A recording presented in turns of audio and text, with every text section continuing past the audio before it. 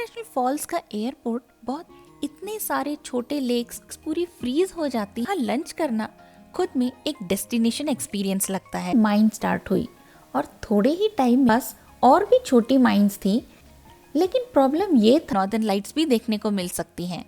तो voyages National park should definitely be on your list. Salt lake city से हमने अपनी जर्नी स्टार्ट की मिनियापोलिस के लिए और वहाँ से एक छोटी सी फ्लाइट लेके हम पहुँचे इंटरनेशनल फॉल्स।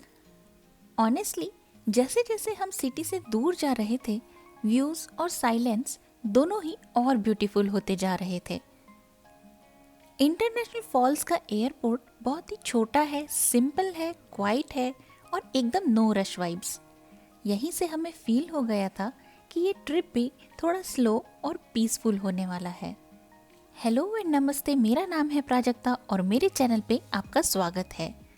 तो आज हम आए हैं मिनीसोटा के सबसे कोल्डेस्ट वेदर वाली सिटी में, जिसे ice box of the nation कहा जाता है, जिसका नाम है इंटरनेशनल फॉल्स। और यहाँ हम एक्सप्लोर करने वाले हैं वॉयजेस नेशनल पार्क। ये हमारी 2 डेज की ट्रिप है, जिसमें हमने एक दिन पूरा पार्क एक्सप्लोरेशन के लिए रखा है और दूसरा दिन इस छोटे से टाउन को फील करने के लिए। एक इम्पॉर्टेंट बात, इंटरनेशनल फॉल्स में उबर या लिफ्ट जैसे कैब सर्विसेज काम नहीं करती। यहाँ सिर्फ लोकल टैक्सी और लोकल कैब सर्विसेज ही चलती हैं। तो अगर आप यहाँ आ रहे हैं तो ये बात ज़रूर से याद रखिएगा। डे 1 हमने रखा था पूरा पार्क एक्सप्लोरेशन के लिए। ये एक गाइडेड ग्रुप टूर था और हमारे गाइड ने थंडरबर्ड लॉज इस स्पॉट पे सभी को मिलने कहा था। तो हम थोड़ा टाइम से पहले आ गए थे, तो सोचा आसपास इतनी सुंदर ग्रीनरी है और कोई ट्रैफिक का शोर भी नहीं, तो एक वॉक करके आते हैं। तो बस निकल गए और थोड़ी ही दूर चलते हुए हमें दिखे ये 2 डियर। वैसे ना इस जगह की ये एक खास बात लगी मुझे कि यहाँ घूमते फिरते कभी भी वाइल्ड डियर देखने को मिल जाते हैं। होटल के पास, सिटी में, डाउनटाउन में और यहाँ पार्क के आसपास भी। इन वाइल्ड डियर को कभी अप्रोच ना करें, वो भी घबराए हुए होते हैं। तो उन्हें बस हमने थोड़ा स्पेस दिया, जाने दिया और फिर हमने अपनी वॉक कंटिन्यू की।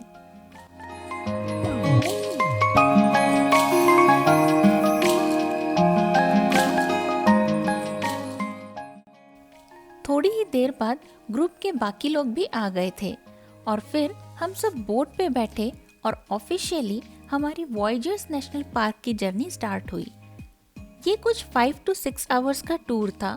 बोट टूर के दौरान हम कुछ छोटे छोटे आइलैंड्स पे रुके, थोड़ा वॉक किया और बस व्यूज को सोक किया। ऑनेस्टली यहाँ हर डायरेक्शन में व्यूज अमेजिंग ही थे। पानी, ट्रीज, ओपन स्काई, सब कुछ एकदम रॉ और अनटच्ड लग रहा था। So let me tell you something. Voyages National park is not your typical national park. ये मिनीसोटा के बिल्कुल नॉर्थ में है, कनाडा के बॉर्डर के पास।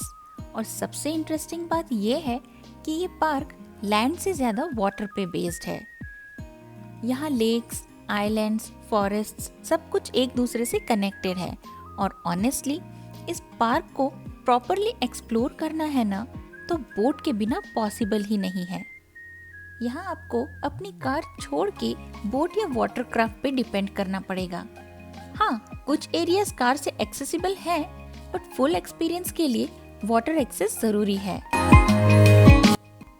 वॉयजेस नेशनल पार्क का ऑलमोस्ट 1/3 एरिया वाटर में है। यहाँ 4 मेन लेक्स हैं, रेनी लेक, कैबेटोगामा लेक, नामाकन लेक और सैंड पॉइंट लेक। और इनके अलावा भी इतने सारे छोटे लेक्स और वाटरवेज हैं जो इस पार्क को बिल्कुल यूनिक बना देते हैं। यहाँ आप आइलैंड्स, कैंप साइट्स और इवन हिस्टोरिकल प्लेसेस सिर्फ बोट या कनू से ही रीच कर सकते हैं। इस पार्क का रियल एक्सपीरियंस तभी मिलता है जब आप बोट पे हो, चाहे आप खुद कनू रेंट करो या गाइडेड बोट टूर लो।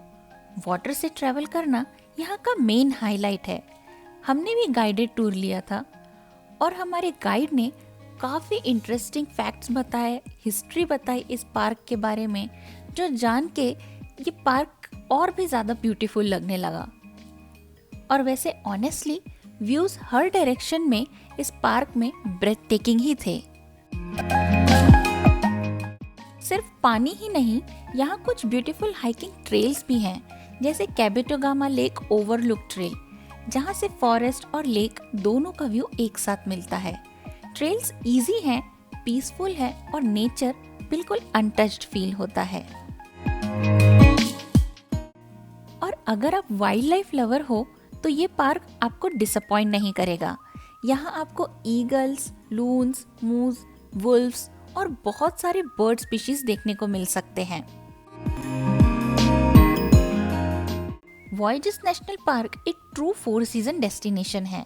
यहाँ हर सीजन का अपना एक अलग रूप होता है और उन सीजन्स को एंजॉय करने के लिए टूरिस्ट के लिए डिफरेंट एक्टिविटीज होती हैं। जैसे स्प्रिंग और समर सीजन में boating, canoeing, hiking, fishing, camping ये सब कर सकते हैं।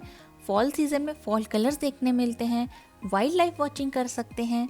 और फिर विंटर सीजन में जब लेक्स पूरी फ्रीज हो जाती हैं, आइस रोड्स बन जाती हैं, तो स्नो मोबिलिंग, आइस फिशिंग और स्नो शोइंग कर सकते हैं। Same park but completely different experience.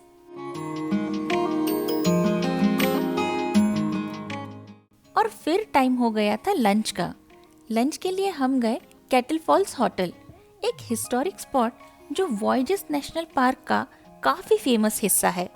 ये जगह मेनली बोट से ही एक्सेसिबल है, इसलिए यहाँ लंच करना खुद में एक डेस्टिनेशन एक्सपीरियंस लगता है।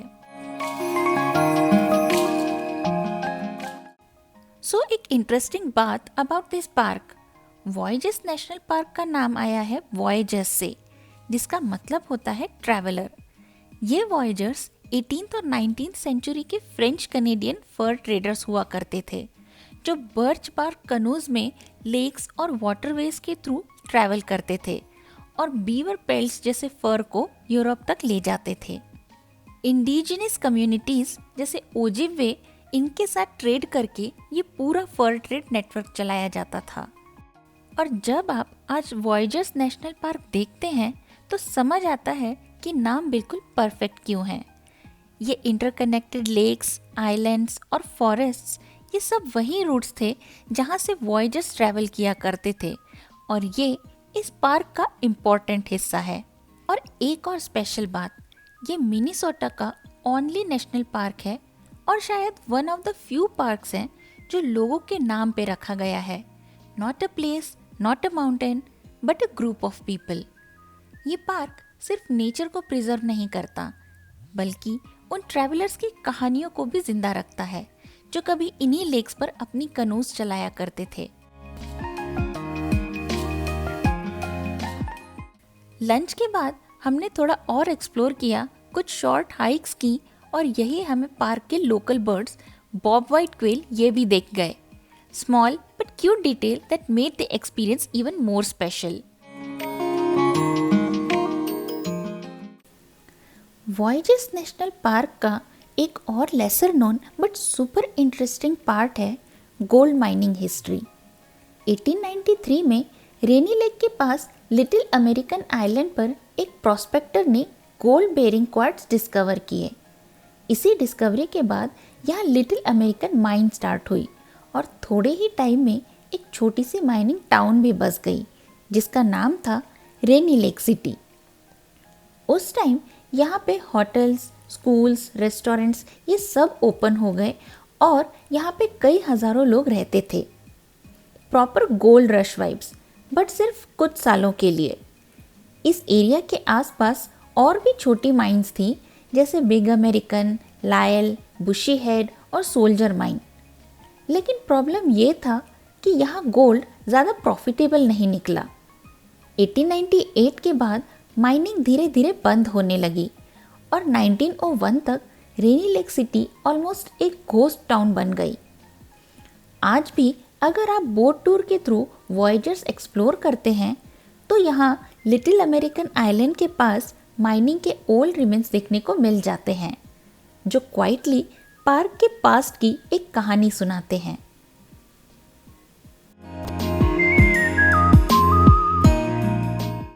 और एक चीज़ जो मुझे पर्सनली सबसे स्पेशल लगी कि ये पार्क डार्क स्काई डेस्टिनेशन है। यहाँ लाइट पॉल्यूशन ऑलमोस्ट नहीं के बराबर है, तो स्टार गेजिंग नेक्स्ट लेवल होती है। और अगर आप लकी रहे तो आपको नॉर्दर्न लाइट्स भी देखने को मिल सकती हैं। वॉयजेस नेशनल पार्क लाउड या क्राउडेड नहीं है। ये एक slow, peaceful, nature first experience है।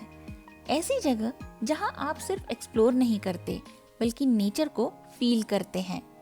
अगर आपको वाटर, साइलेंस, वाइल्ड लाइफ और काम ट्रैवल पसंद है तो voyages National park should definitely be on your list. और फिर थोड़ी थकान के साथ और दिल भर के सुकून के साथ शाम को हम होटल वापस आ गए। डे 1 खत्म हुआ व्यूज, नेचर और बहुत सारी अच्छी मेमोरीज के साथ।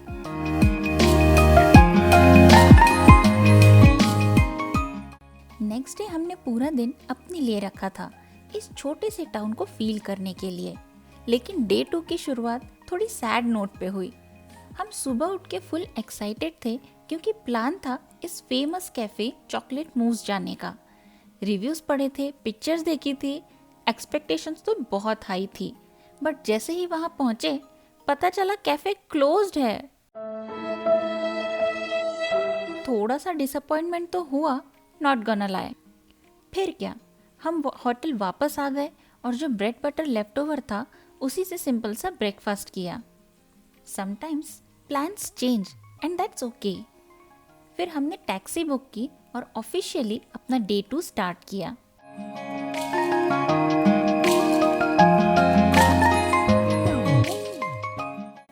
यहाँ से हम सबसे पहले गए Rainy Lake visitor centre and honestly ये जगह काफी इंटरेस्टिंग थी। अंदर एक छोटा सा म्यूजियम टाइप सेटअप है जहाँ पार्क के वाइल्ड लाइफ, टाउन की हिस्ट्री और वॉयजेस नेशनल पार्क के बारे में काफी चीजें दिखाई गई हैं।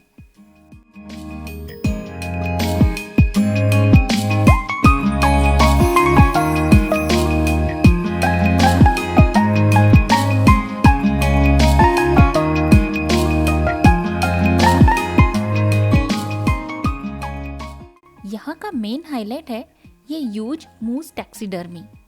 काफी इम्प्रेसिव और थोड़ा सा अनरियल भी लगता है। यहाँ एक छोटा सा ऑडिटोरियम है जहाँ पे वीडियो में भी वॉयजेस नेशनल पार्क की हिस्ट्री और वाइल्ड लाइफ के बारे में इंफॉर्मेशन बताई जाती है। विजिटर सेंटर के पीछे एक डॉक भी है जहाँ से ब्यूटीफुल वाटर व्यूज मिलते हैं। हमने थोड़ा टाइम वहीं स्पेंड किया, बस व्यूज एंजॉय करते हुए।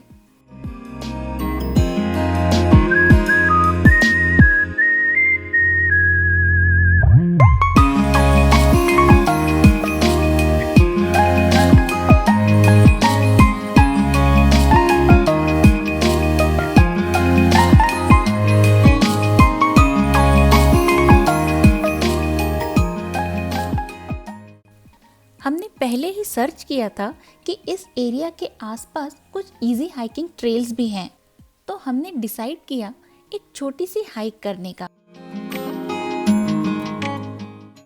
ट्रेल बिल्कुल भी क्राउडेड नहीं था, मोस्टली हम ही थे और रास्ते में बस एक और कपल मिला। शांत, पीसफुल और काफ़ी कामिंग एक्सपीरियंस था। ऐसे ट्रेल्स का मज़ा ही अलग होता है जब आप नेचर के साथ ऑलमोस्ट अकेले होते हो।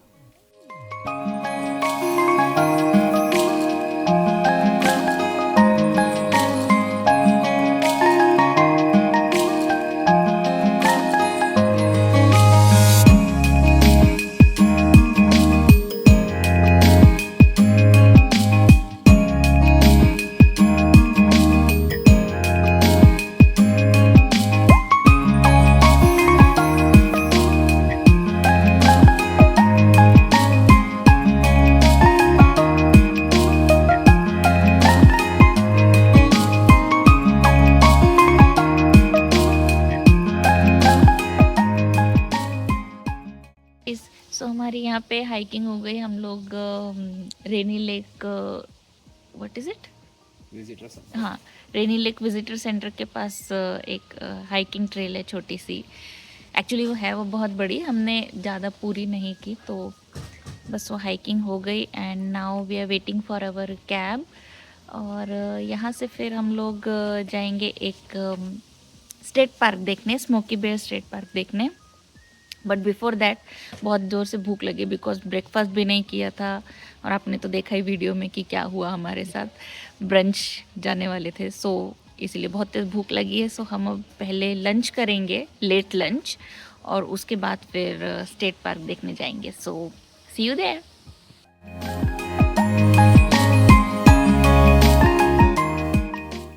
हाइक के बाद भूख लग चुकी थी तो हम गए लाइब्रेरी कैफ़े। ये कैफ़े एकदम कोजी और ब्यूटीफुल है, और सबसे अच्छी बात ये बुक्स से भरा हुआ है because the name is library cafe. तो हर तरफ शेल्फ्स ही शेल्फ्स और बुक्स ही बुक्स थी। हमने यहाँ लेट लंच एंजॉय किया रिलैक्स्ड वाइब्स के साथ, बिना किसी रश के।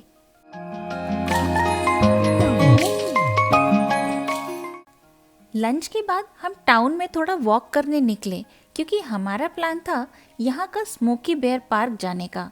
तो सोचा सिटी स्ट्रोल करते हुए जाएंगे, जिससे सिटी भी घूमना हो जाएगा। बिकॉज ये इंटरनेशनल फॉल्स सिटी है, लेकिन उसका चार्म काफ़ी सिंपल और सूदिंग है, जैसे कोई एक छोटा सा कोजी टाउन हो।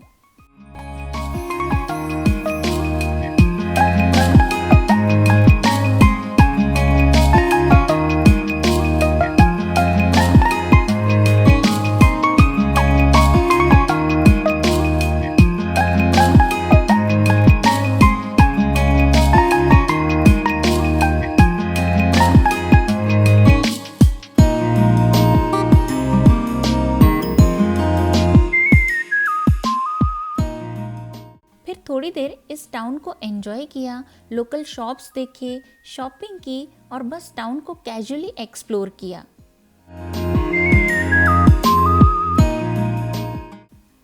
और बस यही ख़त्म हुई हमारी 2 दिन की शॉर्ट और स्वीट ट्रिप टू वॉयजेस नेशनल पार्क और इंटरनेशनल फॉल्स। ये ट्रिप लाउड या एडवेंचरस नहीं था, पर बहुत पीसफुल, नेचर, साइलेंस और स्लो मोमेंट से भरा हुआ था। अगर आपको भी क्राउड से दूर काम ट्रैवल पसंद है तो ये जगह डेफिनेटली आपके लिस्ट में होनी चाहिए। मिलते हैं अगले वीडियो में, तब तक के लिए stay happy and stay calm. Bye bye.